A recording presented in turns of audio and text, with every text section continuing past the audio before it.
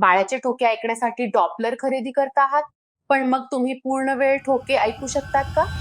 Madam, हे माझ्या मित्राने मला दिले. त्यांच्या ओके. वाईफच्या प्रेग्नन्सीच्या वेळेस ते बाळाचे ठोके ऐकायचे, बरं, घरी ऐकायचे. घरी ऐकायचे. बरं, तर त्यांनी मला दिलं आहे, त्याचे आम्ही बाळाचे ठोके घरी ऐकू शकतो का? ओके. हे पहा, हे डॉपलर आहे. हे आम्ही वापरतो बाळाचे ठोके ऐकण्यासाठी, बरोबर? पूर्वी तर आम्ही स्टेथोस्कोप मध्ये ठोके ऐकायचो, पण आता पेशंटला ऐकवायचे असतात म्हणून आम्ही डॉपलर वापरतो. पण तू घरी पूर्ण वेळ बाळाचे ठोके ऐकणार आहेस का? नाही. तुझा 7.5वा महिना चालू आहे, तुला हालचाल समजायला लागली, बरोबर? पण बाळाची हालचाल चांगली म्हणजेच बाळ व्यवस्थित आहे ना.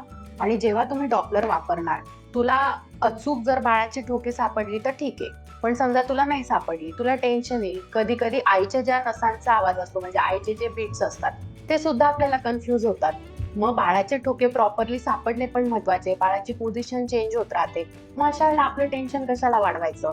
तुमचे फॉलोअप असतातच, तेव्हा आम्ही चेक करतो. आणि तुला बाळाची हालचाल रोज जेवढी समजायची तेवढी व्यवस्थित समजली म्हणजे आपला गर्भ व्यवस्थित आहे.